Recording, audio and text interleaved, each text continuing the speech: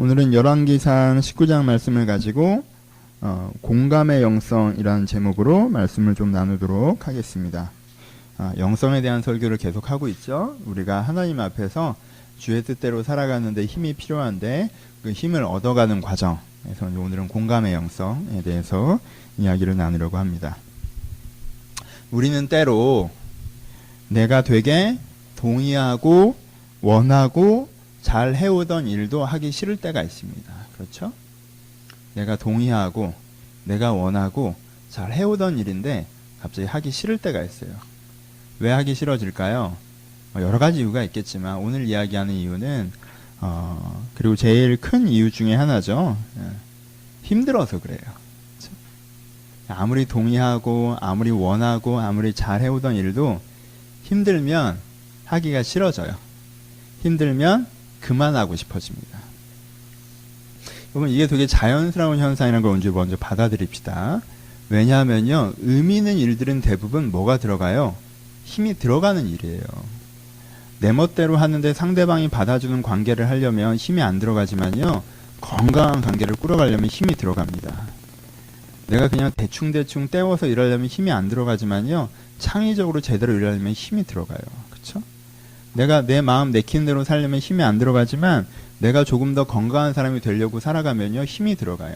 힘이 들어간다는 게 뭐예요? 힘이 든다는 얘기예요. 근데 어느 점에서 힘이 많이 들면 스트레스가 계속 누적되면 어떻게 돼요? 힘들어져요.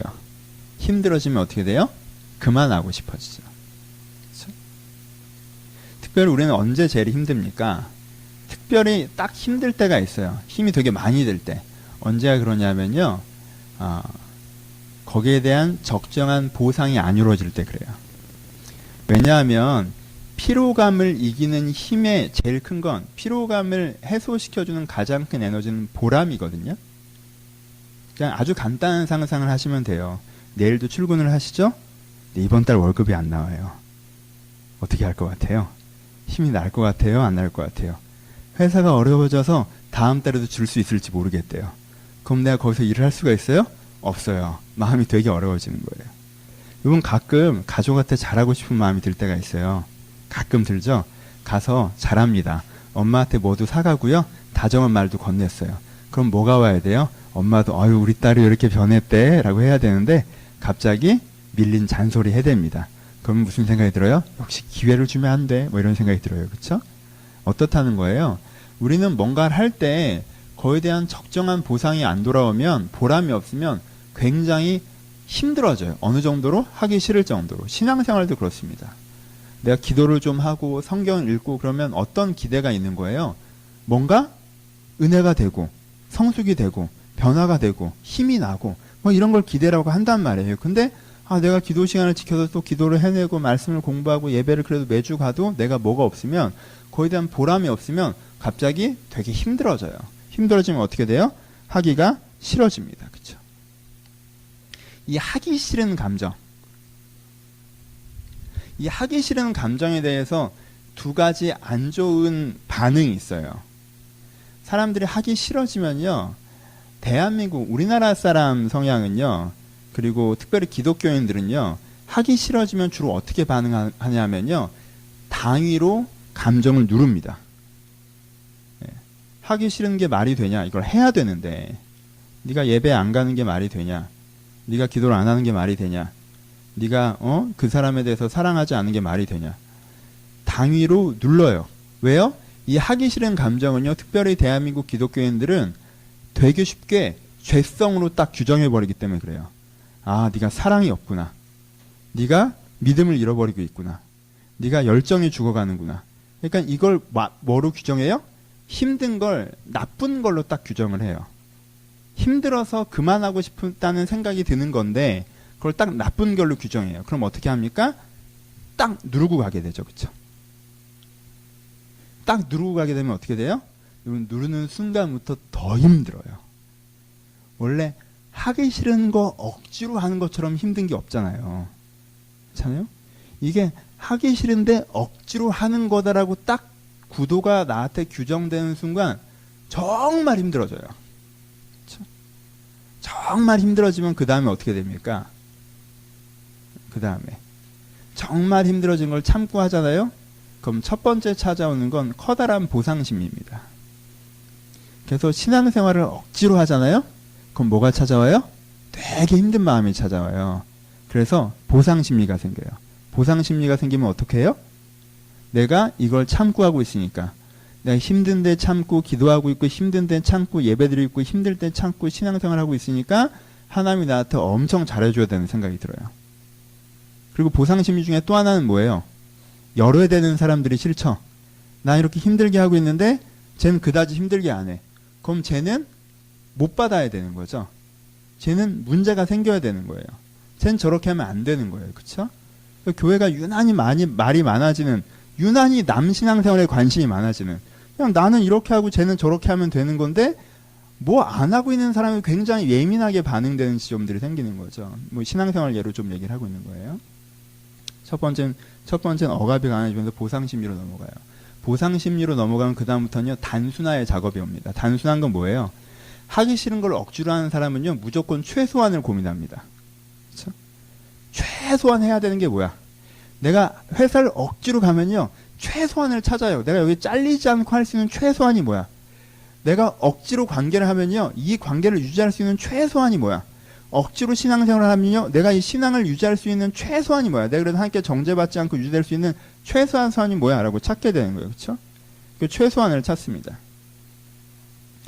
그리고도 또 보통 내가 보상심리에서 멈출 때도 있고 최소화에서 멈출 때도 있는데, 그리고도 또 더 진행되면요, 폭발해요. 더 눌리면 폭발합니다.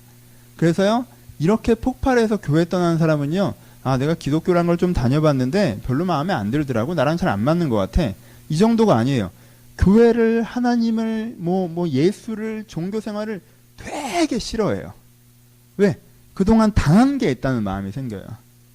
그래서 굉장히 싫어져요. 그걸 상처받았다고 표현해서 몇 가지 이슈를 얘기하지만, 사실 이 사람이 그렇게 다른 데 가서는 그렇게 예민한 사람도 아니고 그 정도 갖고 막 이렇게까지 유난 떠는 사람도 아닌데, 유난히 여기에서만 누가 나한테 뭐라고 했다, 그게 그 일이 생겼다, 그래서 그런 거다라고 막 말을 하는데, 회사에서 더 심한 것도 많이 겪으면서도 그땐 괜찮았거든요. 근데 여기서는 굉장히 심하게 얘기해요. 왜요? 쌓인 게 뭐가 많은 거예요. 폭발합니다, 되게. 그렇죠? 요게 그러면 왜 이런 일이 우리나라 교회에서 많이 생기느냐? 그리고 우리나라 교회에서 이런 일들이 많이 생기느냐? 우리나라 사람들이 좀 착해서 그래요. 힘들면 힘들다고 하고 싫으면 싫다고 좀 해야 되는데, 힘들어도 해야 되고 힘들다고 하면 안 되고 참고 하고, 약간 그러다 보니까 그렇게 했을 때 나타나는 그 내적인 그 역동이 자연스럽게 드러나는 부분들이 있어요. 그러니까 이렇게 되면 어떤 특징, 사소하게는 어떤 특징이 있어요. 크게 눌려 있다고 느껴지기 때문에 별거 아닌 거에 엄청나게 자기 생각대로 해야 됩니다. 그럼 별것도 아닌데 이건 꼭 이래야 된다고 하고 꼭 내 생각대로 해야 된다고 막 그런 거 되게 고집스럽게 나와지는 지점이 생겨요. 교회 이런 분들 많아요. 되게 꼭 이래야 된다는 거예요. 꼭 그렇게까지 중요한 것도 아닌데 왜 그래요? 9개를 내 마음대로 못했는데 이거는 내 마음대로 할 수 있는 건데 이걸 내 마음대로 못하게 하면 너무너무 화가 나는 거예요. 그러니까 꼭 이거는 내 생각대로 해야 되는 지점들이 생기는 거예요. 이렇게 묘한 지점이 생겨요. 왜? 착해서 그래요. 이게 힘든 걸 나쁘다고 규정할 때 생기는 문제예요. 여기까지 얘기는 참고 삼아 들으시면 돼요. 왜? 여긴 그런 분들이 별로 없어요. 여러분들은 여기서부터 들으셔야 돼요. 힘듦에 대해서 잘못된 두 번째 반응은, 대한민국 기독교인들은 첫 번째가 대부분인데, 두 번째 반응은 힘들어서 생기는 생각을 맹신하는 거예요. 우린 좀 그쪽이에요. 그렇잖아요? 지금 오늘 읽은 엘리야는 힘들어서 죽고 싶었어요. 그렇죠? 진짜 죽고 싶다는 생각이 들어요. 근데 엘리야는 그걸 구별할 줄 알았어요. 내가 죽고 싶은 생각이 드는 게 진짜 죽고 싶은 게 아니라 내가 많이 힘들다는 걸 엘리야는 알았어요. 그래서 죽고 싶다고 말을 하면서도 그 말에는 힘들다는 의미를 담는 거지 진짜 죽을 계획을 세우는 게 아니에요. 죽을 계획을 세운 사람은요, 자기를 절대 안 죽일 유일한 하나님께 가서 죽여달라고 안 합니다. 괜찮아요? 혼자 죽거나 부탁하면 죽여줄 아합을 찾아가든가. 그리고 애초에 도망온 이유가 이세벨이 죽이려고 하니까 도망온 거예요. 정말 죽을 마음이었으면 거기서 죽었겠죠. 근데 열심히 도망와서 누군가 하나 나를 안 죽인다면 바로 그분인 하나님께 죽여달라고 해요. 죽겠다는 게 있다는 거예요? 살겠다는 거예요? 살겠다는 거예요. 엘리야는 그걸 아는 사람이에요. 근데요, 그걸 모르는 사람들이 있어요. 어떤 감정이 주는 생각인데 그 생각이 내 진심이라고 생각하는 사람들이 있다는 거예요. 그 생각은 내 감정이 그냥 포장지예요. 근데 그걸 진심처럼 약간 맹신하는 사람들이 있습니다. 그래서 힘들어서 그만두고 싶어요. 그럼 그만둡니다. 얘랑 만나는데 답답해요. 그럼 안 만나요. 이게 내 인생에 굉장히 중요한 기회였다는 생각을 안 해요. 저 사람이 그래도 십몇 년 싸운 내게 소중한 사람이었다는 생각을 안 해요. 내가 지금 그러면 그런 거예요. 그래서 그냥 내 감정이 준 툭 올라온 포장지를, 내용물을 봐야 되는데, 아, 그만두고 싶어. 아, 내가 되게 힘들구나. 왜 힘들지? 아, 이번 건이 내가 제대로 안 되면서 내가 좌절감을 느꼈구나. 이렇게 내 마음을 읽어줘야 되는데 되게 툭 하면 틱 반응해버리는 거예요. 애가 와서 아빠 학교 그만두고 싶어요 라고 하면 뭐라고 물어봐야 됩니까? 무슨 일 있었니? 라고 물어봐야 돼요. 아빠 학교 그만두고 싶어. 오? 내가 내일 그만두게 해줄게. 나는 네 뜻을 존중하는 아버지야. 네 인생의 길을 개척하렴?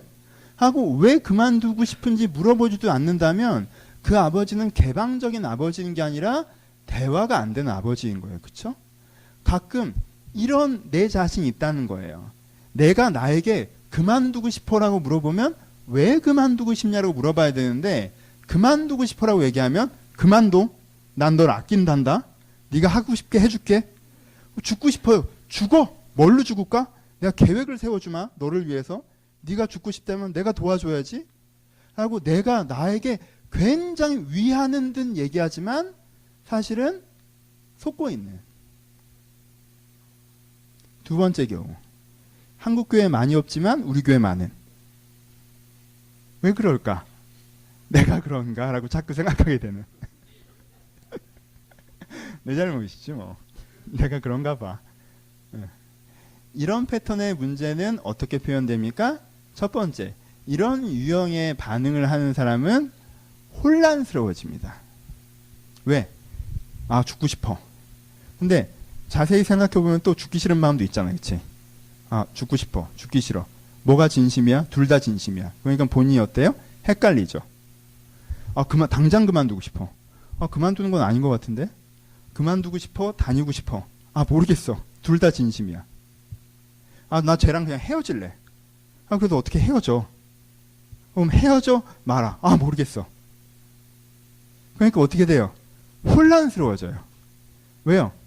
내 진심을 보는 게 아니라, 진심이랑 뭐도 같이 봐요. 감정이 주는 포장지도 같이 주는데 그 포장지도 진심으로 받아들이기 때문에 내 진심이 여러 개가 돼버리는 거예요. 근데 여러 개가 되는데 그 진심끼리 서로 입장이 달라요. 그러니까는 계속 헷갈리죠. 그래서 순간의 감정을 진심으로 받는 과도한 추구를 하는 사람, 과도한 숭배적인 태도를 갖는 사람들은 첫 번째 현상으로 혼란스러워지고요. 두 번째 현상으로 그래서 내적으로 방치된 삶을 삽니다. 왜? 생각하면 복잡하잖아요. 답도 안 나오고. 그러니까 어떻게 해요? 두는 거죠, 그냥. 아, 복잡해. 아, 모르겠다. 뭐가 더 나쁜지는 잘 모르겠어요. 네. 이제까지는 억눌려서 터지는 게 훨씬 더 나쁘다고 생각하면서 살아왔어요. 그리고 나무에서 목회를 4년쯤 해보면서 뭐가 더 나쁜지는 잘 모르겠다는 결론에 도달했어요. 두 번째도 되게 안 좋아요. 네. 두 번째도 되게 안 좋아요. 여러분, 아주 간단한 세 번째가 있습니다. 여러분, 힘들면 어떻게 해야 돼요? 힘들면 난 왜 힘들어해? 힘든 게 정상이야? 너 왜 힘들어해? 너 힘들어한다는 게 말이 안 되지. 네가 이게 주를 위해서 사는 사람이 힘들어한다는 게 네가 이거 어떻게 받은 기회인데 네가 저 사람이 어떤 사람인데 네가 왜 힘들어해? 이러는 게 정상이에요? 힘들어해. 힘들어? 그래서 뭐 그만두고 싶어? 그만둬. 헤어지고 싶어? 헤어져. 힘들면 뭐 놔야지. 놓으면 편해. 이게 정상이에요? 아니면 힘들면 힘들구나 하고 좀 쉬는 게 정상이에요. 여러분, 힘들면 쉬면 돼요. 이게 어렵나? 이거 되게 쉬운 건데. 힘든데 힘들어하지 말라고 자꾸 설교를 할 필요도 없고, 힘든데 그래 힘든 네가 하고 싶은 대로 다 하라고 할 필요도 없고, 힘들면 어떻게 하면 돼요? 쉬면 돼요. 뭐 하는 거예요? 내게 다시 힘을 낼 기회를 주면 되는 거예요. 근데 그러잖아요. 근데 그렇지 않습니까? 회사를 왔다 갔다 하는데 몸이 힘들어요. 이런 썩을 육신. 네가 이게 힘들어하는 게 말이 돼? 네 나이가 몇인데 당장 정신 차려. 달려. 이게 말이 돼요? 회사를 왔다 가는데 힘들어. 나 아침에 푹 자고 싶어. 그래? 내일부터 푹 자. 당장 그만둘게. 말이 돼요? 힘들면 어떻게 해야 돼요? 휴가를 내면 돼요. 저녁에 좀 쉬면 되고. 그쵸? 너무 극단적으로 가지 말자고요. 그러면 오늘 엘리야 얘기합니다. 엘리야를 보십시오. 엘리야가 무슨 일이 있었어요? 여러분, 엘리야는요 자기 직업을 되게 좋아했어요. 엘리야는요 세상을 바꾸고 싶어 했어요. 근데 자기가 세상을 바꿀 수 있는 직업이었거든요. 그러니까요 자기에게 이런 직업을 준 거에 되게 감사함이 있었고요. 넘치는 열정이 있었어요.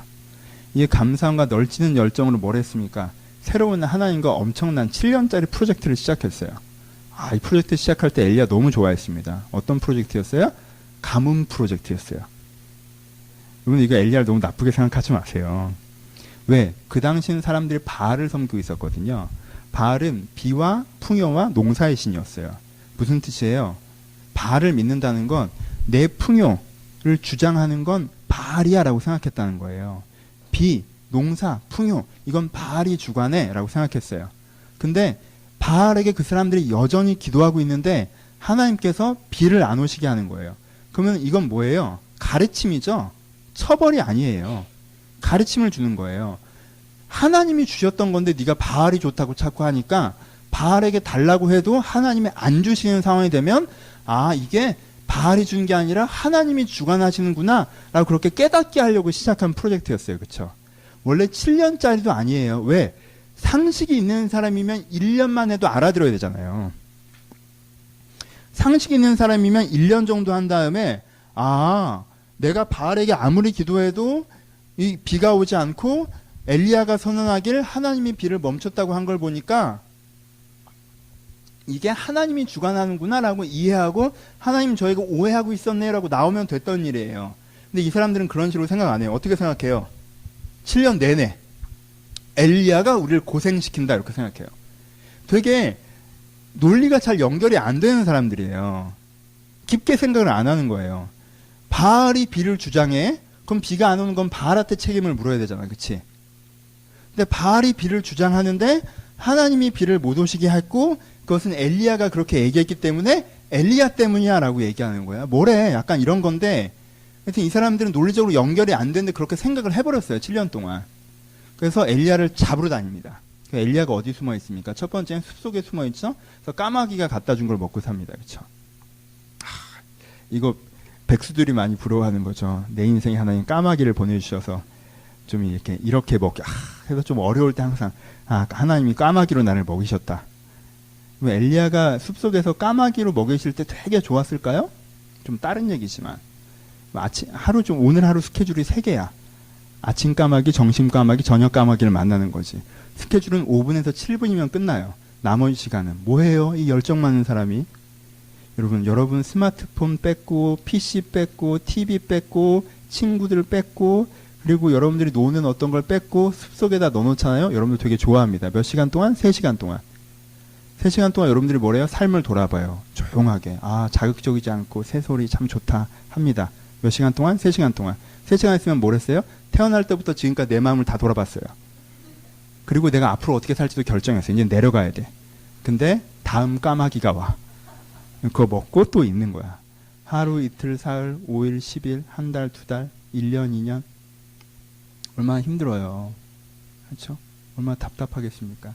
많이 답답하다고 뭐라고 했나 봐요. 그래서 하나님께서 과부네 집에 얹혀 살게 해주셨어요. 사람 얼굴 보라고. 근데 그 과부가 자기 아들 죽었더니 너 때문에 죽었다고 막 엘리야한테 뭐라고 하고, 엘리야는 또 하나님 날 여기다 얹혀 살게 해놓고 사람을 죽이면 어떡해요. 그래서 얘 좀 살려요. 그러고 살리고 뭐 그러고 또 몇 년 지내요. 과부한테 욕먹고 막 너 때문에 죽었다고. 내가 잘못한 것도 없는데. 또 과부가 주는 밥 먹고 방에 있고 하숙인데 밖에 못 나가. 아줌마가 성격이 안 좋아. 자꾸 안 좋은 일이 생기면 내 탓해. 그래도 내 탓하면 내가 또 해결해줘야 돼. 왜? 난 여기 있어야 되니까. 그렇게 해서 7년이 지나요. 7년이 지난 다음에 뭐 합니까? 하나님이 엘리야를 부르시죠. 아합 앞에 서라고 하세요. 아합 앞에 서서 뭐라고 선언합니까? 바알 선지자를 300명, 500명은 다 나와라. 너희가 바알에게 기도해보고 내가 하나님께 기도해보자. 누가 응답하나? 누가 살아있는 신인가? 누가 비를 내리나? 그래서 어떻게 됩니까? 바알에게 응답이 있습니까? 없습니다. 하나님께서 불로 엘리야의 번제단에 임재하십니다. 그리고 어떻게 하세요? 조각만한 구름이 나타나니 큰 구름이 되어서 이스라엘에 비가 내리기 시작합니다. 이번 7년 프로젝트의 성공이에요. 와, 7년 동안 자기가 고생 참고 참았던 그 프로젝트가 성공하는 순간이에요. 됐어요, 이제. 딱 됐어요, 이제. 근데 이 프로젝트의 성공, 이게 목적은 뭐였어요? 이스라엘의 변화였죠. 비 오는 게 목적이었어요? 아니요, 비는 원래 왔었어요. 일부러 안 오다가 오게 한 이유는 이것으로 이스라엘을 바꾸려고 한 거였어요. 근데요, 이스라엘 사람들은 논리적인 사람들이 아니에요. 비가 왔으니 됐다라고 생각합니다. 왜 비가 왔었는지 잊어버려요. 그럼 이세벨이 뭐라고 합니까? 엘리야를 죽이겠다고 합니다. 그때 엘리야가 형편을 보고 일어나. 형편이 뭐예요? 아니, 형편이 어떻게 돌아가는 거야 이게? 난 사람들이 나한테 와 회개합니다. 엘리야가 비를 내린 다음에 딱 예루살렘에 가면 사람들이 다 자기한테 예루살렘 아니죠. 이제 거기서 다 북이스라엘에서 자기한테 나와서 회개하고 자기가 말씀을 선언하고 바알의 우상을 꺾고 막 이제는 다시 예배로 번제로 지성소로 들어가면 이런 거 하려고 했는데 딱 갔더니 나한테 관심이 없어. 왜? 비는 벌써 왔으니까. 그리고 나한테 관심 있는 사람이 한 명 있는데 이세벨이야. 나 죽이겠다고. 여러분, 내가 열심히 뭔가를 위해서 힘들지만 안 힘들지 않았어요. 과부의 집에 얹혀 사는 것도 힘들었고 숲에서 갇히는 것도 힘들었고 그 바알의 제사장들과 싸우는 것도 힘들었고 내가 힘들게 내가 보람을 추구하며 해왔는데 어느 지점에서 그게 됐어요. 심지어 안 됐으면 그게 됐으면 됐을 텐데 이런 생각이라도 하지. 됐는데 안 된 거야. 그러니까 엘리야 마음이 어때요? 엘리야가 지금 로뎀담으로 도망가서 뭐라고 그래요? 두 마디를 하죠. 하나님 뭐예요? 내 열조보다 낫지 못합니다. 무슨 뜻이에요? 하나님 내 인생 별거 없네요. 그렇죠? 난 내가 특별한 사람인 줄 알았는데 말을 하죠. 난 내가 세상을 바꾸는 줄 알았지. 난 내가 나라를 바꾸는 줄 알았지. 난 하나님의 역사를 만들어가는 사람인 줄 알았네. 난 열조보다 낫네. 난 그냥 평범한 사람이네. 나는 내 인생도 별거 없고 내 사역도 별거 없고 내가 했던 일도 별거 아니네. 그러니까 그만할게요. 나 죽이세요. 진짜 죽이라는 게 그만하겠다는. 내 인생을 쭉 보니까 별거 아니고요. 내가 했던 일도 다 별거 아니고요. 난 뭐라도 된 줄 알았는데 난 아무것도 아니고요. 그냥 평범한 사람이에요. 근데요, 이렇게 더 할 생각이 없어요. 나는. 그래, 난 평범하구나. 평범하게 이거 없어요. 난 그냥 여기까지 할래요. 난 그만할게요. 그냥. 이게 엘리야가 하나님께 고백하는 거예요. 여러분, 이 엘리야의 고백이 아름답습니까? 아름답지 않습니까? 이 고백은 아름다운 고백이에요. 여러분. 한국의 전통적인 사고방식 때문에 이때 엘리야가 시험에 들었다고 얘기하셨던 분위기도 있었어요. 80년대에는. 성경에 뭔가를 평가할 때는요, 여러분들이 보기에 좋아 보이면 좋다, 나빠 보이면 나쁘다고 평가하지 말고요, 성경이 그걸 어떻게 평가하고 계신지 봐야 돼요. 이 대화에 대해서 하나님이 엘리야를 책망하십니까? 엘리야에 대해서 부정적으로 얘기하십니까? 엘리야가 그때 시험에 들었다고 얘기하신 구절이 있습니까? 아니요, 이 성경 구절은요, 엘리야를 긍정적으로 평가하고 있습니다. 읽어보십시오. 긍정적으로 평가하고 있어요. 그 고백이 아름다운 고백이에요. 왜요? 그거는 먼저 첫 번째, 자기 감정을 솔직하게 직면하는 고백이기 때문에 그래요. 엘리야는 내가 그래서 선지자인데 여기서 가워줄게, 뭐 그만둔다 이런 말은 안 해야지. 우리는 하나님한테 이런 짓 되게 많이 합니다. 이제 하기 싫어, 신앙생활도 하기 싫고 그냥 다 귀찮아. 하나님께 가서 뭐라고 해요? 열심히 하겠다고 해요. 세임 달라고. 세임 얻을 마음도 없으면서 뭐 세임 달라고 열심히 하겠다고 자꾸 해요. 이 얘기를 굳이 해야 되면 죄송하다고 하면서 얘기 꺼내요. 하나님 죄송한데 제가 힘이 빠졌습니다. 그리고 뭐라고 해요? 세임을 주소서 뭐 이렇게 얘기해요. 제가 잘하겠습니다. 뭐 이래요. 그 소리도 안 나올 것 같으면 근처에 안 가요. 하나님 근처에. 근처에 안 가. 괜히 말 꺼내봐야 복잡해져.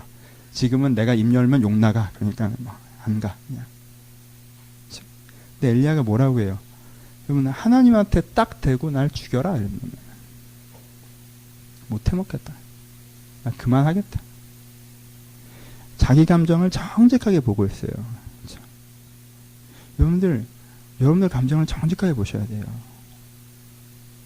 여러분들이 툭툭 튀어나온 그 생각에 귀 기울이셔야 돼요. 왜 그만두고 싶어 하는지, 왜 짜증내는지, 왜 내가 분노가 올라가는지, 내가 왜 이 문제에서 이렇게 반응하고 이렇게 생각하고 이렇게 느끼는지를 물어보셔야 돼요.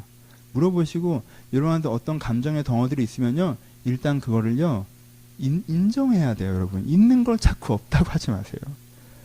전 여러분 이 교회를 처음에 제가 장소를 잡고 저 가운데 기둥이 있는지 몰랐어요. 신기하죠. 저게 어떻게 안 보였을까? 제 눈에 안 보였어요. 왜냐면 여기 이렇게 판넬이 연결돼 있었거든요. 그래서 저게 안 보였어요. 저게 나중에 왔더니 있더라고요. 얼마나 내가 욕을 먹었는지 몰라요. 초기 멤버들한테. 중간에 기둥 떡하니 박혀놓은, 어디서 교회를 이딴 데로 놓다고. 저게 안 보였어요. 전 그리고 저걸 흰색으로 칠해놓고 안 보이는 것처럼 삽니다. 안 보여요? 보이죠? 있는 걸 자꾸 없다고 해봐야 그게 없어지지 않아요. 그냥 거기 감정이 있으면 내가 이렇구나 하세요. 힘들어서 힘들다는데 왜 거기다가 뭐라고 해요? 나쁜 짓을 했으면 뭐라고 하는데, 아니 힘들어서 힘들다는데 뭐라고 하는 사람이 어디 있어요? 그렇잖아요. 내가 힘들구나. 내가 그만하고 싶구나. 내가 내 인생이 마음에 안 드는구나 지금. 그리고 왜 이런 식으로 해오셨는지 원망도 내한테 있구나. 그렇죠? 자기 감정이 정직하게 엘리야가 직면해요. 두 번째, 엘리야의 고백이 아름다운 두 번째예요. 첫 번째는 정직한 감정의 자기 직면이기 때문에 그래요. 두 번째는 하나님을 신뢰하기 때문에 그렇습니다. 우리가 왜 하나님 앞에서 이쁜 말만 하는 줄 알아요? 하나님 죄송합니다. 제가 이렇게 의지가 떨어지고, 하나님 새 힘을 주시면 제가 잘하겠습니다. 하나님 아닙니다. 이거 얘기 안 하고, 하나님 저 괜찮습니다. 저 잘하겠습니다. 그리고 그런 얘기도 못 하겠으면 아예 이제 기도 안 하고. 우리가 왜 그러는 줄 알아요? 우리가 왜 그럽니까? 하나님이 여러분들을 평가하신다고 생각해서 그래요. 하나님이 사랑의 하나님이라는 걸 신뢰하지 않아서 그럽니다. 하나님이 위로자라는 걸 믿지 않아서 그래요. 엘리야가 왜 하나님한테 나 죽이쇼라고 얘기하는 줄 알아요? 하나님은요, 그렇다라고 나를 평가하고 책망하고 죽이고 그런 분이 아니라는 걸 알기 때문에 거기서 할 수 있는 얘기인 거예요. 그렇죠? 하나님은 내가 이렇게 하면 내 감정을 들으시는 분이시지, 거기서 죽이라고 했어 네가? 지금 나한테? 야, 나 신이고 너 인간인데 네가 내 앞에 와서 뭐 죽여라 이런 게 말이 돼? 야, 이게 완전 너 기분이 나빠도 싸가지가 있어. 이렇게 되지 않는다라는 거예요. 우리는 그렇게 생각한다니까? 하나님한테 내가 정직하게 얘기하면 안 되고 윗분한테 최대한의 포장을 한 다음에 얘기해야 되는 것처럼 생각을 하는 거예요. 무슨 직장상사한테 얘기하듯이, 건의사항 얘기하듯이. 우리 가운데 신뢰가 부족하지 않습니까? 엘리야는 하나님을 신뢰했어요. 하나님이 나를 사랑한다는 걸 신뢰한 거예요. 하나님이 선하다는 것만 신뢰한 게 아니라 하나님 나를 사랑한다는 걸 신뢰하기 때문에 자기 있는 감정을 그대로 얘기하는 거예요. 엘리야 세 번째. 엘리야가 하나님을 신뢰한 또 한 측면이 무엇입니까? 엘리야의 고백이 아름다운 이유는 뭐예요? 엘리야는요, 이 문제를 하나님과 해결해 갈 수 있다고 믿습니다. 그렇죠? 내 이 죽고 싶은, 힘든, 하기 싫은 걸 하나님과 해결해 갈 수 있다고 믿어요. 여러분, 기독교인들의 가장 큰 실수 중에 하나가 뭡니까? 뭐가 맞는지 알아요. 근데 그걸 할 마음이 없어요. 그 할 마음을 어디 가서 구해올 거예요? 어디 가서. 근데요, 딴 데 가서 구해오려고 그래요. 저게 맞는데 난 하기가 싫어. 그럼 그 얘기를 하나님이랑 해야 될 거 아니에요. 근데 그렇지 않아요. 아, 저게 맞지만 난 하기 싫으니까 이걸 하기 싫어하는 나를 하나님이 싫어하겠지? 아, 그러니까 이게 할 마음이 생기면 그때 다시 인사를 드려야겠다. 여행도 다녀보고. 여러분, 여행 다녀본다고 진리를 위해서 살 마음이 생깁니까? 내가 쉬어도 보고. 아, 여러분, 텔레비 많이 본다고 갑자기 진리 위해서 살 마음이 생기겠어요? 내가 인문 철학서적도 읽어보고. 인문 철학서적 읽는다고 진리를 위해서 살 마음이 왜 생겨요? 그러니까 아, 내가 좀 쉬다가 그 마음이 생기면 주님께 나아갈지라고 생각했는데 그 마음은 점점 더 없어지는 거지. 하나님이랑은 점점 더 멀어지는 것 같고. 그런데 난 왜 하나님은 또 믿네? 그거 나도 안 믿으면 속이나 편하지. 그러니까 점점 무서워지고, 점점 나는 나쁜 놈 같고, 점점 내가 한심하고. 여러분, 그 문제를 하나님이랑 해결하는 거예요. 그렇죠? 엘리야는요, 이세벨이 날 죽이겠다는 얘기를 딱 들었을 때, 아, 미치겠다. 난 다 그만둘련다라는 감정이 확 올라오자마자 이 얘기를 하나님이랑 해야겠다라고 걸로 가는 거예요. 그렇죠? 하나님과 그 문제를 가지고 이야기하고자 합니다. 이게 엘리야의 고백이 아름다운 세 가지 이유예요. 사실 한 가지죠. 그렇죠? 엘리야는 자기 감정을 정직하게 보고 하나님이 그 얘기를 들으실 것을 알기 때문에 나를 사랑해서 그 문제를 하나님과 함께 대화해 나가고자 합니다. 그렇죠? 여러분, 진짜 열받고 짜증나고 힘든 일 있을 때, 그래서 이 마음을 누가 좀 받아줬으면 좋겠다고 생각할 때, 여러분 누구 찾아요? 나 찾아요? 안 찾죠. 왜? 난 자꾸 충고하니까. 여러분들은 누굴 찾아요? 여러분들의 편이 되어줄, 여러분들의 입장을 받아줄, 여러분들을 지지해줄, 네 말이 다 맞다고 해줄 사람을 찾잖아요. 여러분, 그게 나쁘지 않다라는 거예요. 그리고 그게 하나님이시라. 사랑이 하나. 그런 사람을 찾고 내 감정을 빨리 그 사람에게 얘기하고 싶은 것처럼 하나님을 찾게 된다는 거예요. 뭘 신뢰하면? 하나님이 사랑의 하나님인 것을 신뢰하면. 그리고 엘리야는 그 대화를 통해 어떻게 됩니까? 새 힘을 얻습니다.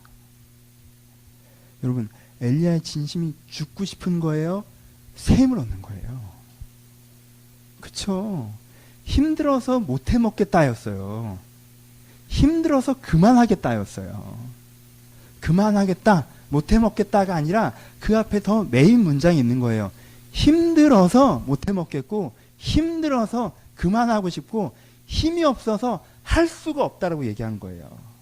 근데 그 엘리야에게 하나님이 새 힘을 주십니다. 어떻게? 갑자기 막 기도했더니 뭐가 이렇게 올라왔어요? 하나님께서 첫 번째 어떻게 새 힘을 주십니까? 하나님께서 엘리야를 어떻게 하세요? 맨 처음에 어루만지십니다. 이 표현이 느껴져요? 어루만진다? 누가 자기 힘든 얘기를 할 때 그 사람이 이렇게 안아줘서 토닥토닥하고 머리를 쓰다듬어주고 이렇게 만져주는 것, 어루만지는 것. 아버지가 아이를 안아주는 것처럼, 부모가 자식을 끌어안는 것처럼, 가장 사랑하는 남편이 아내를 안고 가장 사랑하는 아내가 남편을 안는 것처럼 그냥 안아주는 것. 그 안아줌 속에서 그러면 그 사람은 뭘 느낍니까? 용납받고 있음을 느끼죠. 내가 힘들 걸 이 존재가 가장 잘 알아요. 용납받고 있는 걸 느껴요. 그리고 뭐예요? 지지받고 있는 걸 느끼죠. 나를 용납하고 나를 지지하고. 하나님께서 엘리야를 어루만지십니다. 그게 엘리야가 새 힘이 나는 첫 번째 장면이에요. 내가 죽여달라고 했을 때 하나님은 야, 일이 그렇게 됐던 게 아니잖아. 이게 내 문제야. 내 화법은 이래. 여러분들이 못해 먹겠다고 하면요, 저는 뭐라고 얘기해요? 야, 다시 생각을 해봐. 일이 어떻게 진행됐던 건지. 저는 항상 이런 식으로 얘기해요. 제 문제죠. 하지만 제 장점이기도 해요. 그러니까 너무 힘들 땐 나를 찾지 마. 여러분들끼리 서로 격려하고 편에 들어주고 분노해주고 끌어안고 우세요. 그 다음에 힘이 나서 뭘 어떻게 해야 될지 모르겠을 때 절 찾아오세요. 우리 분업을 합시다. 당분간은. 내가 사랑이 많은 사람이 될 테니까 근데 여러분 그건 알죠. 그게 내 사랑이에요. 여러분들 잘 됐으면 좋겠네요. 그건 좀 알아줬으면 좋겠어. 좀 표현이 약간 서로 오해가 있으니까 충고를 듣고 싶지 않을 땐 절 찾지 마세요. 네, 하나님은 어떠세요? 엘리야한테 그렇게 하세요? 아니에요. 하나님 내 인생 마음에 안 들어요. 그만하려고 얘기했더니 어떻게 하세요? 안으세요. 어루만지신단 말이에요. 이게 내가 갈 길이 먼 거예요. 우리가 갈 길이 먼 거예요. 안으세요. 그를 정서적으로 품어주시고 격려하시고 지지하십니다. 그 다음에 어떻게 하십니까? 그에게 물과 떡과 잠을 주십니다. 그렇죠? 여러분 엘리야가 배가 고파서 힘들었던 게 아니죠. 그러니까는 야 하나님이 엘리야가 힘들다고 찾아왔더니 밥 사줬다? 정심이란 저녁? 그리고 엘리야가 두 끼 먹더니 새 힘이 나서 40일을 뛰어갔네. 야, 하나님 완전 싸게 하시지. 두 끼 먹이고 40을 뛰게 했어. 이게 아니죠. 그렇죠? 엘리야가 배가 고파서 여기 온 게 아니잖아요. 성경에서 물은 뭘 상징합니까? 성경에서 떡은 뭘 상징합니까? 그러면 실제 물과 떡이지만 거기엔 뭐가 담겨요? 의미가 담기죠. 그럼 비슷한 사건이 신약에 나오는데요. 베드로가 예수님 부활하신 다음에 난 고기나 잡으러 가야겠다고 가버렸어요. 그렇죠? 예수님께서 그 고기 잡고 있는 바닷가 해변에 서셔서 뭐 하십니까? 떡을 구우시죠. 그때 그 떡을 구우시는 그 떡이 진짜 쟤들이 배고파서 떡이에요? 아니죠. 그 떡에 담기는 의미가 있는 거죠. 그렇죠? 성경은 자주 물을 뭘 의미합니까? 물은 생수. 내 마음에 메마른 내 마음에 생수 한 모금. 뭐예요? 그건 물은 생명을 상징합니다. 무슨 뜻이에요? 내 안에 그것을 하고자 하는 의지, 열정, 생명력이 다 사라졌었는데 물을 다시 한번 주신다는 건 내가 거기에 대한 다시 한번 내 의지와 열정과 생명력, 영원히 깨어남이 그에게 생겨난다는 거예요. 그렇죠? 떡은 뭘 상징합니까? 떡은 능력을 상징합니다. 성막에 들어가서 진설병이 진열되어 있습니다. 그걸 먹고 새 힘을 내는 거예요. 만나와 메추라기를 하는 거예요. 그걸 열정을 써서 해갈 수 있는 능력이 부족하죠. 하지만 그 능력을 공급하시는 걸 얘기해요. 그걸 할 수 있는 힘을 공급하시는 걸 얘기한 게 떡이에요. 잠은 뭘 상징합니까? 하나님께서 그의 사랑하시는 자들에게 잠을 주신다고 성경은 자주 얘기합니다. 잠은요, 평안함입니다. 어떤 이해됨에서 오는 평안함이 잠이에요. 하나님이 내 인생을 주관하고 계시고 내 인생을 통치하고 계시며 이 일이 그렇게 막대먹은 상황이 아니고 이상한 상황이 아니고 진짜 자다가도 벌떡벌떡 일어나는 왜 일이 이 지경이 된 거야? 그럼 난 앞으로 어떻게 해야 돼? 과거가 이해가 안 되고 미래를 상상할 수도 없잖아 라는 그런 잠 안 오는 상황이 아니라 내가 왜 이렇게 오셨는지 이해되고 어떻게 가실지 기대되는 그 안정감에서 오는 평안, 그것을 잠으로 많이 얘기해요. 하나님께서 이에게 뭘 주시는 거예요? 이 엘리야에게 그 내면에 죽었던 심령의 열정을 다시 한번, 심령의 영혼을 다시 한번 깨우시고 살리시고 그에게 다시 한번 죽었던 힘들을 다시 한번 공급하시고 그에게 이해되지 않고 답답했던 가정인데 다시 한번 그림을 그려주시면서 그런데 다시 한번 내 안에 있는 방향성과 그 방향성을 달걸 수 있는 힘과 그 전체가 이해된 지도들을 엘리야가 다시 가지면서 이제는 40일을 뛰어갈 수 있는 사람으로 변화되는 거예요. 그렇죠? 하나님은 그렇게 엘리야에게 다시 한번 어떻게 하세요? 새 힘을 주십니다. 여러분들 그것들을 2번 반복하시죠? 반복한다는 건 어떤 의미예요? 첫 번째 한 번만 한다면 한 번 더 기회를 주는 것 같은 느낌이지만요. 먹이신 다음에 다시 재우고 다시 먹이시면요. 하나님께 이것을 언제까지 하신다는 거예요? 이가 새 힘을 얻을 때까지 하신다는 거예요. 그렇죠? 식권 하나 주고 시간 될 때 못 먹으면 끝이다라고 얘기하시는 게 아니라 얻을 때까지 하신다는 거예요. 이게 엘리야가 경험한 새 힘 주신 하나님입니다. 그렇죠? 결론부로 갑시다. 공감의 영성에 대한 얘기를 하고 있어요. 공감의 영성이 무엇인지 벌써 이해되지 않으십니까? 우리는 피곤해요. 그렇죠? 여러분 일이 잘 안 되면 피곤한다고 했죠. 근데요. 우리는 일이 잘 안 되는 세대를 살아요. 저는요. 윗세대들이 니네 참 좋은 때 태어났다고 얘기하는 게 싫어요. 왜요? 우린 좋은 때 태어나지 않았거든요. 여러분 어떤 때가 좋은 때예요? 경제가 8%씩 성장할 때가 좋은 때예요. 그래서 맘만 먹으면 일할 자리가 있을 때가 좋은 때예요.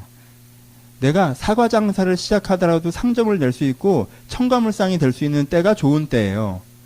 내가 미친 듯이 일하고 나와도 일할 데가 없고, 그렇게 일을 해도 인정받지 못하고, 그렇게 인정받지 못하면서 참아도 내 노후가 보장되지 않는 때가 안 좋은 때예요.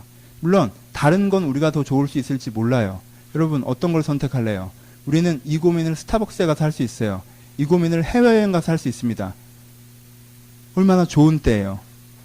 하지만 그 고민을 안 할 때가 더 좋은 때가 아닌가요? 그렇잖아요. 우리 세대는 이렇게까지 오랫동안 사회적 자아에 대해서 고민하지 않아요. 취업에서 고민하지 않았단 말이에요.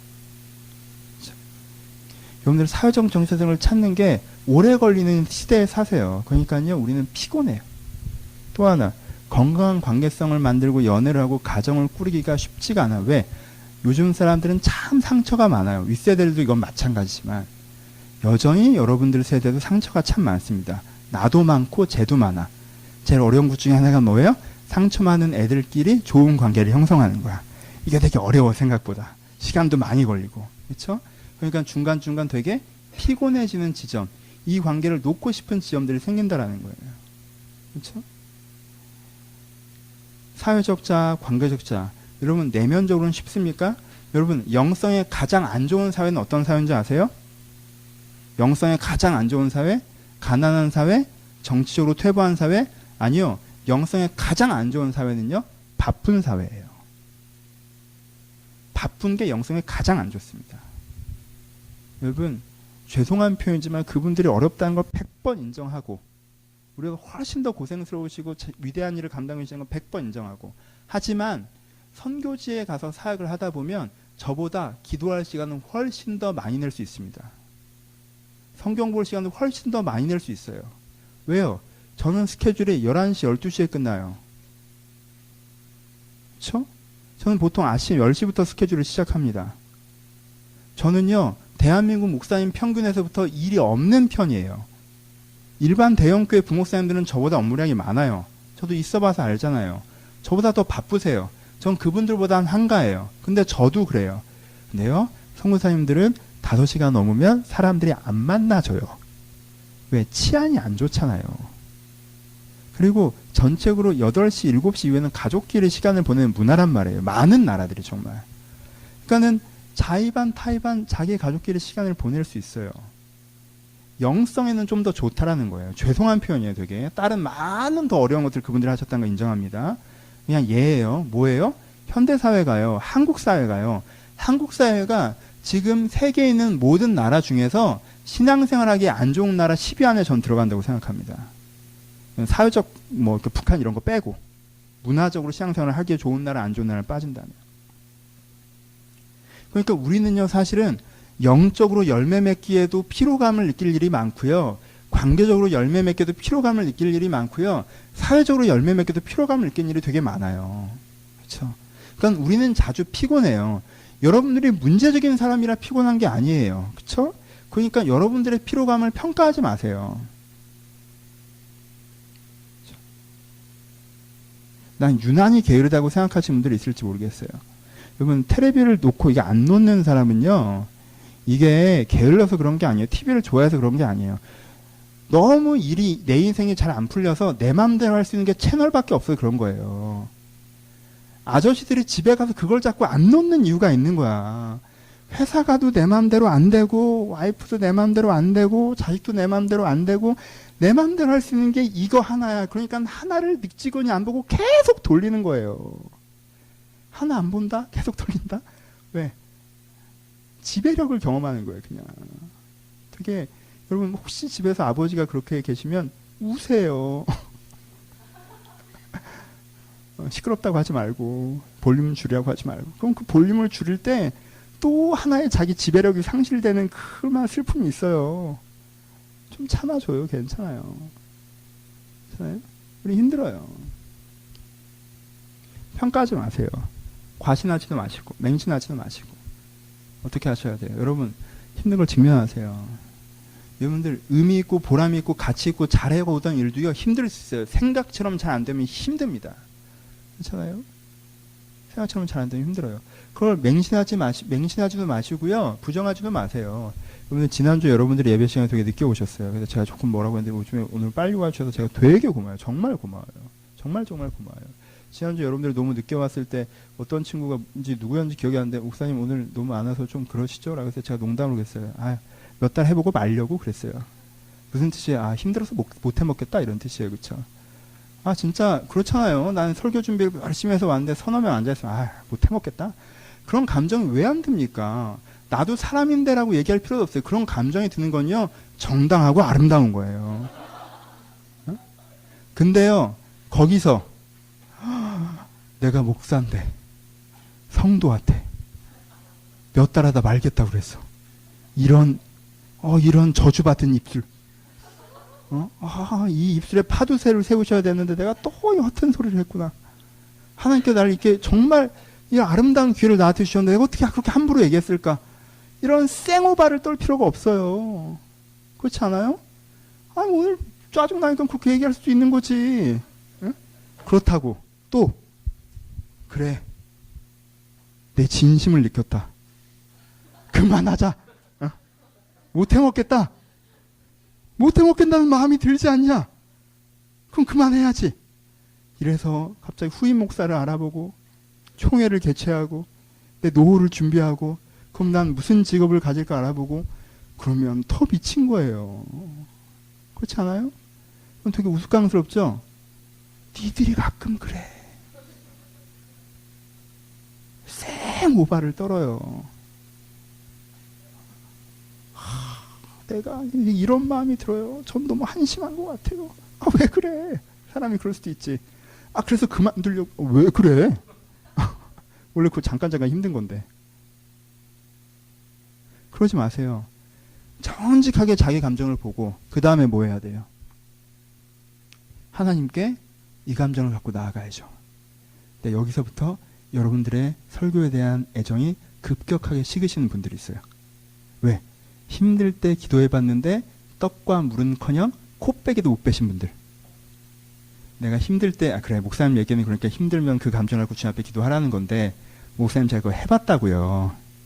내가 막 하나님한테 울면서 막 엄청 힘들다고 얘기했는데 한참 울다 보니까 나 혼자 울고 있던걸요.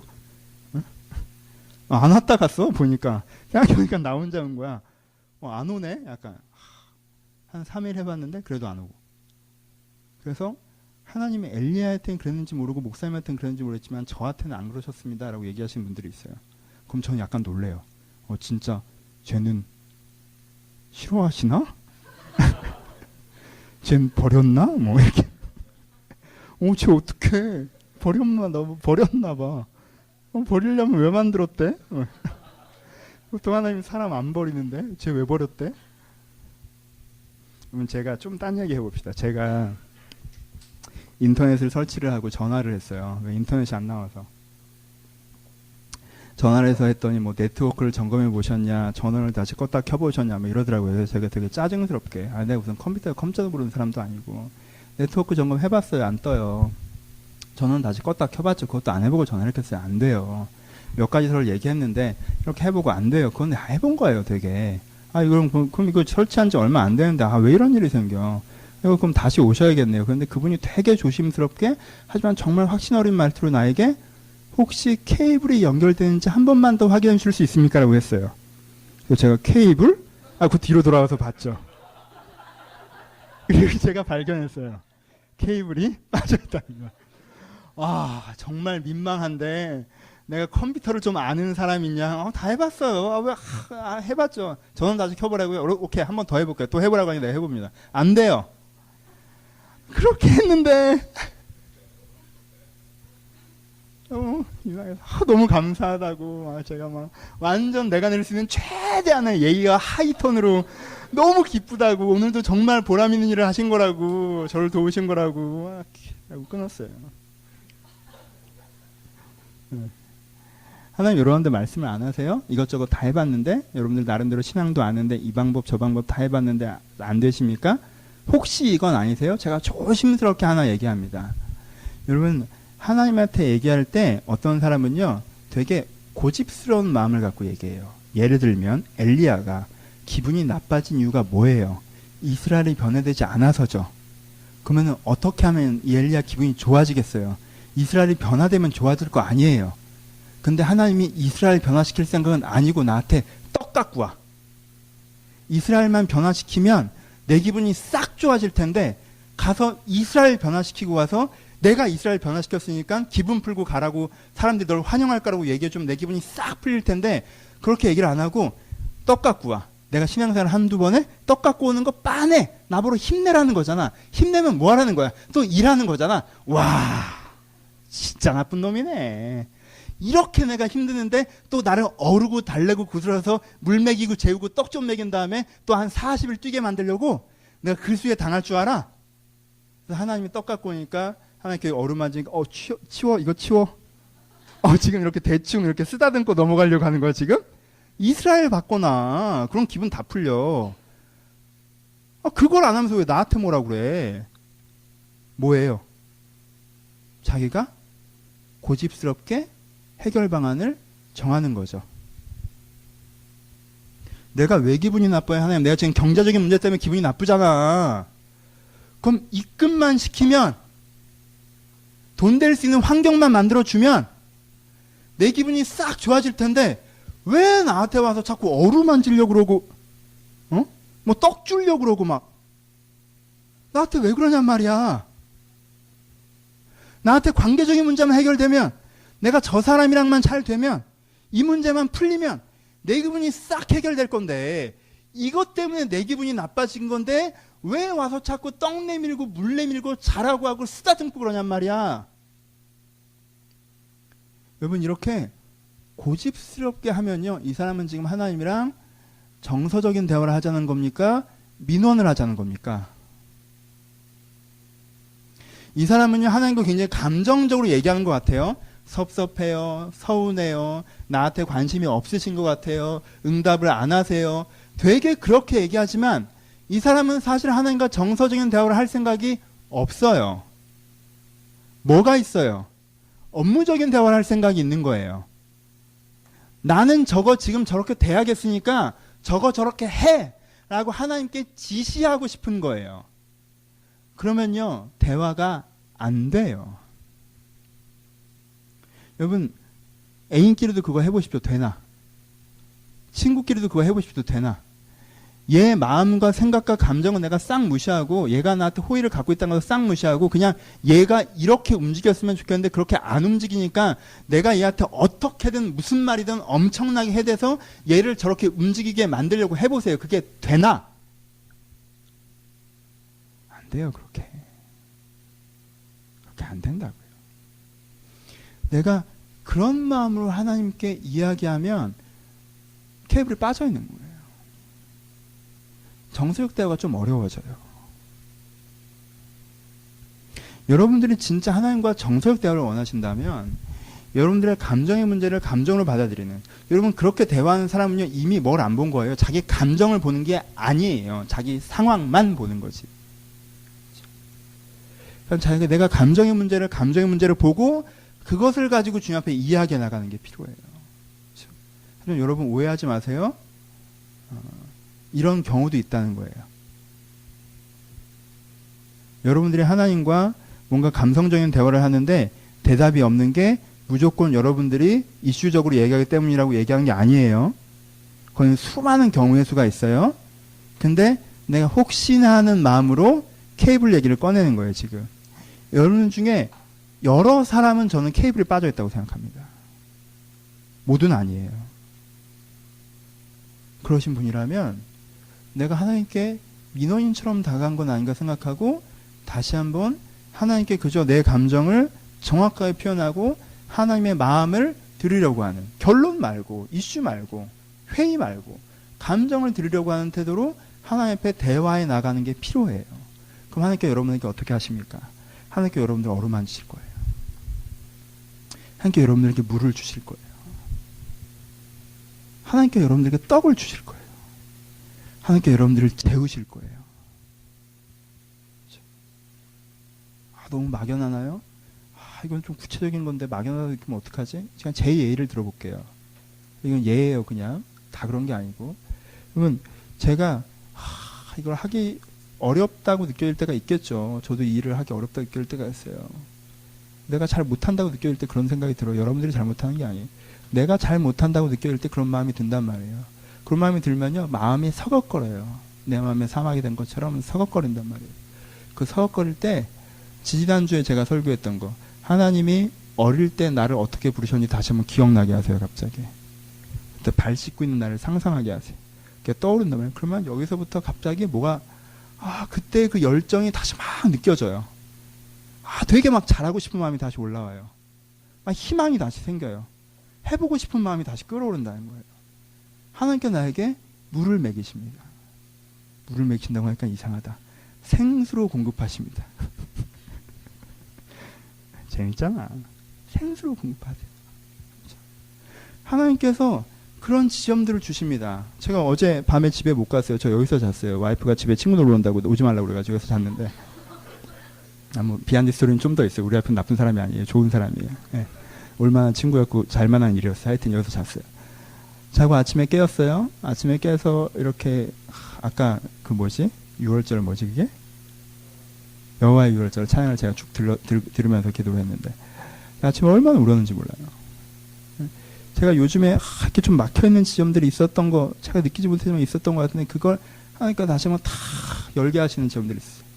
다시 생수를 주시는, 갑자기 제일 중심의 것이 기억나게 하시는, 제일 중간의 것이 떠오르게 하시는, 그게 막 안에서 내 안에 아무것도 없이 서걱거리는 거, 상황만 생각하고 여건만 생각하니까 계속 사막처럼 서걱거리는 것 같다가 그 사막 밑에 무슨 생수가 터지는 것처럼 내가 원래 갖고 있었던 열정과 애정과 희망들이 막 이렇게 올 때가 있어요. 그렇게 한번 해주시면 이제 내일부터 사는 거에 힘이 안 들어요. 이제 그렇죠? 힘이 안 들어요. 하나님께서 물만 주십니까? 하나님께서 떡도 주십니다. 제가 지난주에 어떤 기간을 거치고 제가 힘들어서 성경책을 쭉 읽고 있는데 잠언 말씀을 읽고 있었어요. 근데 잠언 말씀 한 구절이 저한테 다시 힘을 줬어요. 제가 지난주 설교도 못할 것 같아서 다른 외부 강사를 부를까 막 그러고 있었는데, 잠언 한 구절에 저한테 딱, 네가 도움을 베풀 수 있는 힘이 있을 때 베풀기를 망설이지 말라. 내가 지금 여러분들을 도울 수 있는데 도와야지. 굉장히 딱 그런 생각이 툭 들면서 설교 준비가 전혀 안 어려운 거예요. 언제 설교를 준비를 했었는지도 안 느껴질처럼 설교가 완전히 막혀서 전혀 준비가 안 되다가 그 한 말씀을 다시 한번 말씀의 떡을 주십니다. 그러면 제가 이 사람이랑 정말 하나님께서 신기하신 게, 여러분들에게 너무 고마운 게, 이 사람이 날 되게 힘들게 할 때가 있어요. 나한테 뭐라고 하고 자기 힘든 얘기하는데 내가 도와줄 수도 없고 막 해서 그 얘기만 듣고 매 힘들어서 내가 좀 너무 깔아줄 때, 신기하게 그런 얘기를 하지도 않았던 애가 갑자기 연락이 와가지고는 문자 카톡이 하나 와서 지난주 설교 되게 은혜 받았고 새 힘을 얻었고 막 이렇게 하고, 지수가 원래 그런 거 안 하는데 제가 되게 힘들 때 줬어요. 막 그냥 막 한 1년 만에 받아본 거 같네. 설교를 52번 했는데 52번 만에 받았어야 했던 게 중요한 거, 받았다는 게 중요한 거지. 그래서 막 그때 되게 멍했는데 딱 그 카톡을 받고 다시, 그래, 내가 정말 고맙다, 잘하자. 또 하나님께 얼마나 자애로우신지, 여러분들 중에 누구도 하지 않을 때 아침에 내가 아무리 카톡을 보내도 아무도 단문을 달지 않고 여러분들 읽었다는 사실은 숫자로만 파악되는 그 시점에 지금 누군가 또 페이스북 메시지로 목사님 글을 읽고 되게 감동을 받았다고 하고 잘 듣고 있다고 하고, 그러면 또 이제는 격려를 받아요. 뭐 관계의 격려를 받아요. 그렇죠? 관계의 격려를 받는다. 돈의 격려도 받아요. 저는 영화랑 둘이 매달 적자냐 흑자냐, 여러분 회계 보고 그냥 오는 것 같죠? 저희 또 살아남았어요. 격자가 아니에요. 얼마나 감사한지 모르겠어요. 근데 우리 둘이는 또 이제 영화가 표정이 안 좋을 때가 있어요. 목사님 준비하시라고 이런 말 좀 표정을 얘기해야 돼요. 제가 지난주 얼마나 그런 표정으로 지나가는지 내가 이번 달은 적자폭이 큰가 보다. 내가 걱정하고. 또 돈 액수가 아니라, 이런 얘기 좀 어떨지 모르겠지만, 제가 그러니까 설교만 인터넷으로 듣고 페이스북으로 한 번 상담해 준 친구가 있어요. 긴 상담도 아니었어요. 정말 신앙이 좋은 친구더라고. 젊은 부부예요. 이제 결혼한 지 1년 정도 된. 내 설교를 꾸준히 듣고 있었어요. 좋은 직장에 다녀요. 근데 선교의 비전을 다시 한번 점검하려고 그 젊은 부부가 직장을 그만두고 저기 중동 쪽으로 2년 정도 단기 선교를 가기로 결정을 했다는 거예요. 근데 마음에 망설여진다라는 거지. 그래서 나한테 연락이 왔어요. 페이스북으로, 메시지로. 아마 그분이 예상했을 때는 주를 믿고 떠나라고 내가 얘기할 거로 기대했겠죠.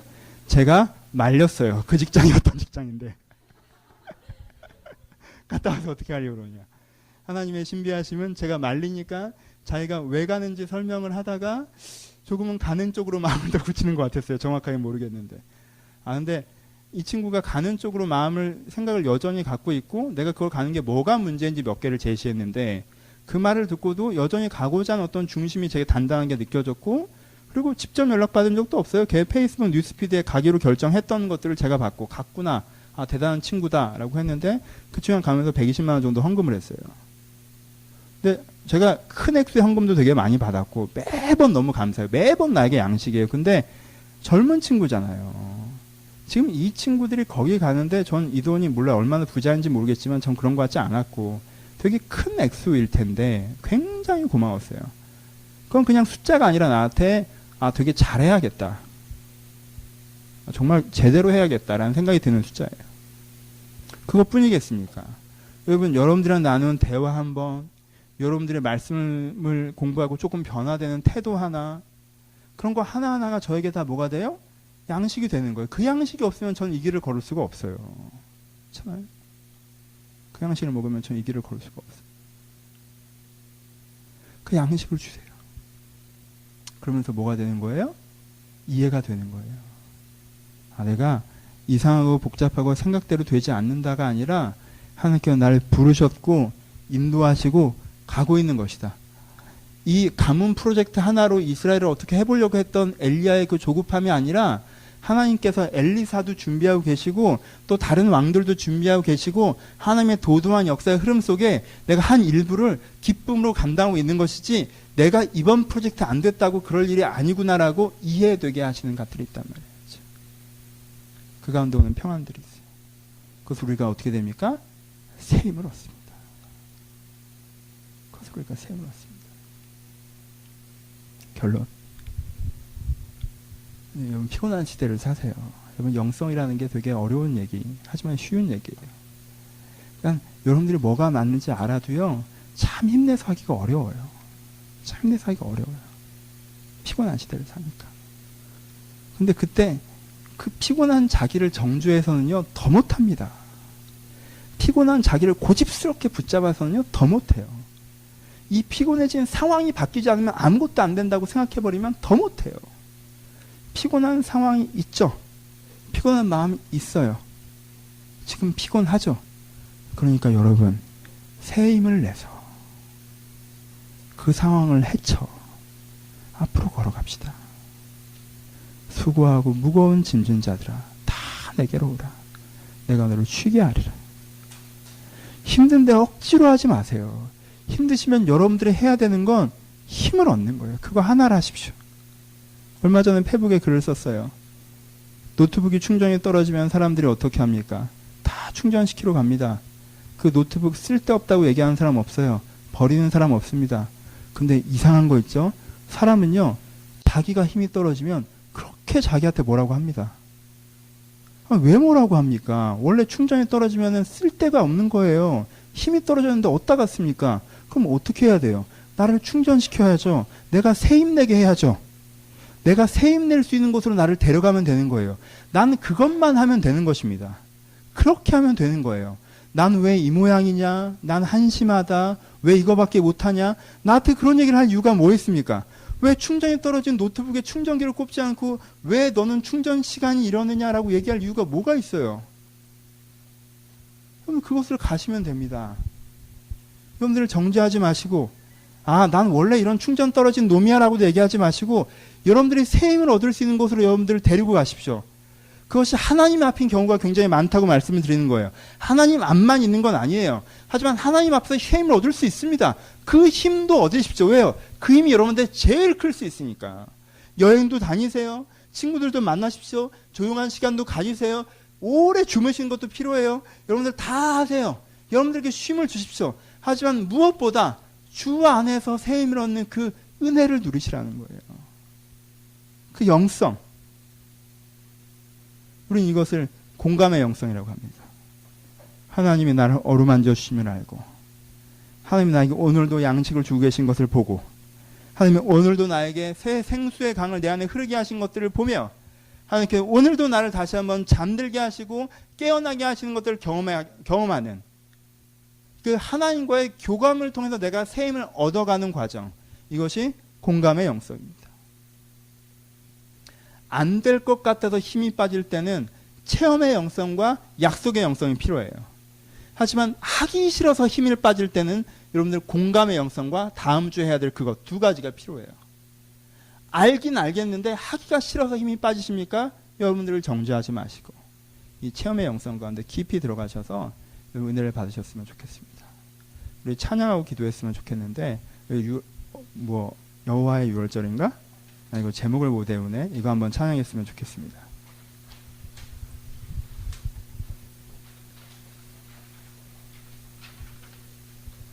기원아 기타도 쳐줘. 응? 내가 못하잖아. 내가 이럴 때 막 혼자 하면서 하면 얼마나 좋아. 내 하나님이 참 공평하신 분이라. 네.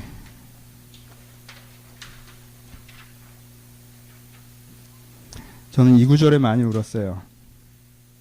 내 주를 향한 사랑과 그 신뢰가 사그라져 갈 때. 이 표현 진짜 좋지 않아요? 사그라져 갈 때. 내 안에 무너졌던 모든 소망. 좀 편하게 하면 좀 그렇잖아요. 이제 다 좋아. 다 좋아. 다 이해해. 근데 제가 제 사랑하는 제자를 보내면서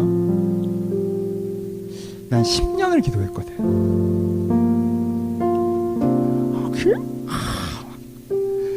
너무 열받아요.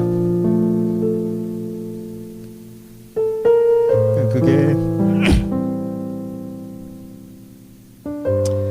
내가 그 얘기를 하나님한테 안 했지만 내가 되게 열받았구나 지금. 그리고 내가 이 부분에서는 내가 내 신뢰가 되게 사그라들었구나.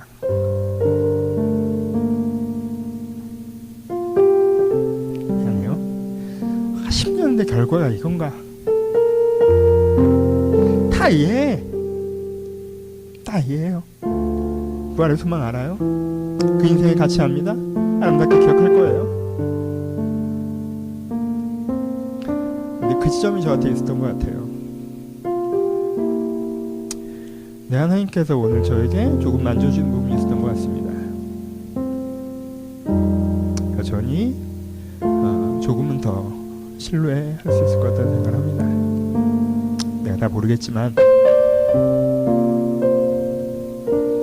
여러분들 그럴 때 있지. 사실 우리는 착해서 나도 그런 거야.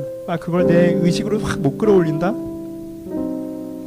근데 어떤 일을 겪으면서 하나님께 실망하고 사실은 신뢰가 사그라들었고, 그래서 그 경험 때문에 다시 이런 하나님을 만나고 도움을 얻으라고 하는 얘기는 좀 부담스럽고, 차라리 그냥 하나님의 가치관대로 살으라고 하면 내가 하면 되니까 하겠는데, 하나님을 만나라, 하나님이 너 왜 양식 되신다, 너에게 생수 되신다, 그럼 그때는 뭐 했는데? 그 경험에서 여러분들이 걸어 나오셨으면 좋겠습니다. 그 한 장면에서 여러분들의 신앙이 규정되지 않고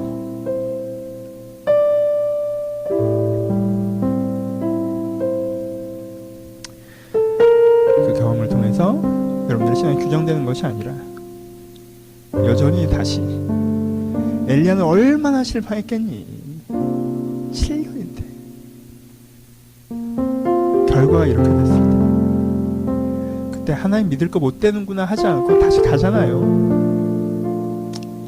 조금은 그랬으면 좋겠습니다. 그리고 하나님의 그 먹여주심과 하나님의 공급하심이 여러분들에게 그 새 힘을 내는 기도였으면 좋겠습니다. 이 찬양이 오래 기도했으면 좋겠습니다. 공감되시는 분들 좀 마음을 담아서 기도하는 마음으로 함께 찬양하도록 하겠습니다.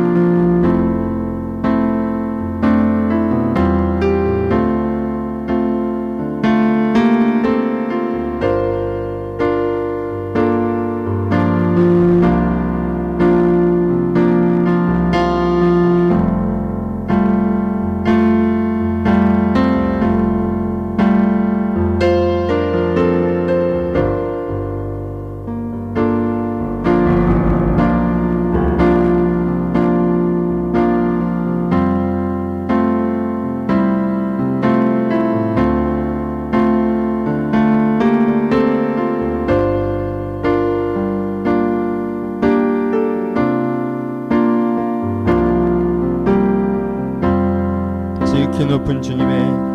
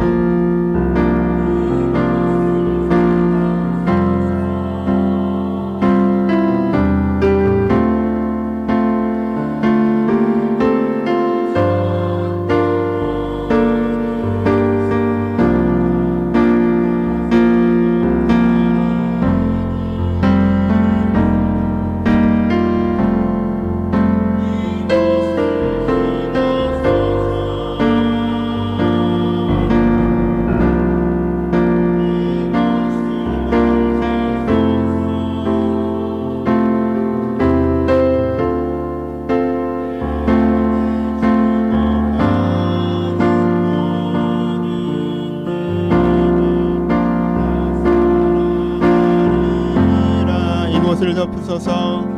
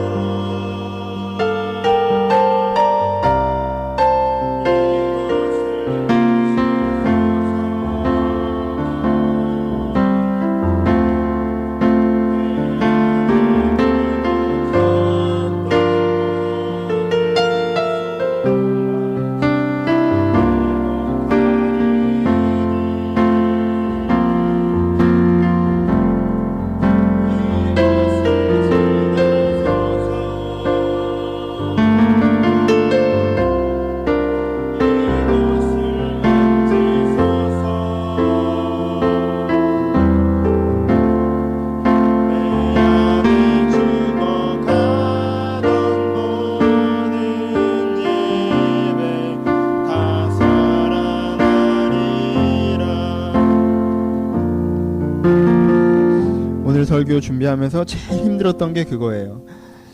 난 하나님을 찾았는데 하나님이 나를 찾아오지 않으셨어요 라고 얘기하시는 분들이 저한테 굉장히 큰 마음의 부담이었어요. 근데 제가 하나 분명히 말씀드리는 건 저도 그런 시간들이 분명히 있었어요. 그리고 저도 지금도 그럴 때가 있습니다. 근데 제가 확실히 아는 건 하나님이 여러분들을 분명히 찾아가실 거라는 거예요. 우리가 미리 일어나 버리지 말고 미리 포기해버리지 말고 우리가 하나님께 걸어가서 하나님이 여러분들의 찾아오심을 누리셨으면 좋겠습니다. 우리 가운데 소망이 무너져 있을 수 있어요. 저도 그럴 때가 있었어요. 지금도 그래요. 내 안에 죽어가는 게 있을 때가 있어요. 우리가 그때 다시 한번 주님을 찾아야 할까? 이 시간 우리 한번 통성을 기도할 텐데 여러분들의 감정을 정직하게 하나님께 고백하십시오. 죽여달라고도 했는데 무슨 얘기를 못합니까? 죽여달라고도 했는데 무슨 얘기를 못해요. 하나님께 내 안에 감정이 있다면 정직하게 주님 앞에 고백하시고 내 안에 무너졌던 것들이 있다면 주님께서 회복시켜달라고 기도하시고 내 안에 내가 어느 지점 때문에 하나님을 더 이상 믿지 못하고 하나님께 내가 만져져 있다면 다시 한번 거기서부터 시작했다고 주님께 기도했으면 좋겠습니다. 하나님 내 안에 오셔서 나를 회복하여 주옵소서. 내가 힘이 없어서 못 걸어가겠습니다. 뭔지는 알겠는데 못하겠어요. 주님 못한다고 나를 책망하지 않을 거예요. 함께 힘주실 때까지 제가 여기 있겠습니다. 하지만 주님께 힘주실 것을 믿으면서 여기 있겠습니다. 함께 힘받고 주님과 함께 걷기 소원합니다. 나에게 임하셔서 내가 이 믿음의 길을 걷게 하여 주옵소서. 우리 들을 말씀에 우리 한 번만 간절히 통성으로 기도하도록 하겠습니다. 기도하겠습니다. 하나님 아버지 우리 이 시간 아버지 통성으로 기도합니다. 내 감정을 주 앞에 고백하며 기도합니다. 내 안에 막혀있던 것들을 주 앞에 이야기하며 기도합니다. 하나님, 내 안에 감추어졌던 것들, 내 무너졌던 것들을 주 앞에 이야기하는 시간이 되기를 소원합니다. 아버지, 이들을 주 앞에 간구하는 시간이 되기를 소원합니다. 아버지, 내 안에 무너졌던 모든 예배가 다시 한번 회복되기를 소원합니다. 아버지, 내가 주를 향한 신뢰가 사그라들어갔음을 주 앞에 고백합니다. 아버지, 지금도 이해할 수가 없습니다. 지금도 이해할 수가 없는 시험들이 저를 지금도 내가 하나님의 시험, 내가 지금 죽고 있는 내가 주의 얼굴을 향해서 내가 아버지 다시 한번 화를 내고 싶은 마음으로 주 앞에 고백합니다. 이해되지 않은 가운데 이것도 죽는 살아있음을 또 고백합니다. 하나님, 내가 내 안에 분노를 가지고 있습니다.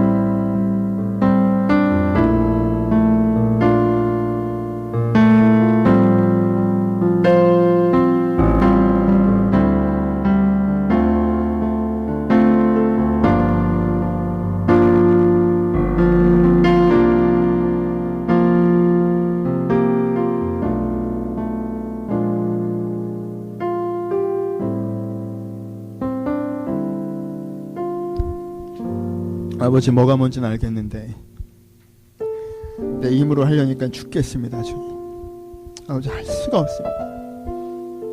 힘들어서 할 수가 없습니다. 그래서 더는 못하겠다고 말하고 싶을 때도 많이 있습니다.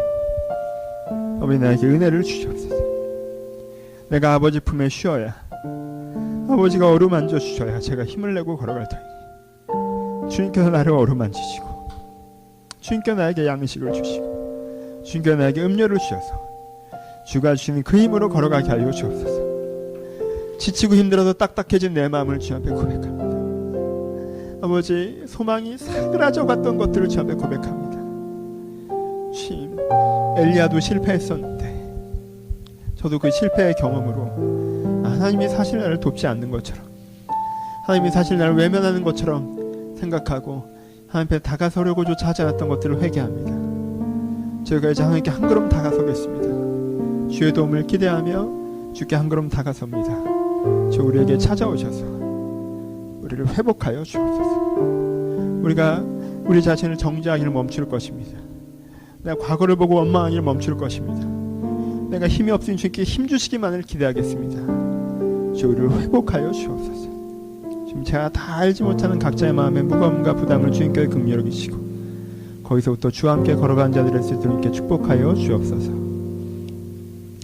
이제는 우리 주 예수 그리스도의 은혜와 하나님 아버지의 사랑하심과 성령님의 교통하심이 지금도 피곤하고 지쳐 주가 다시 한번 어루만져 주시기를 소원하는 모든 신명 가운데 이제로부터 영원토록 함께 있을지어다. 아멘.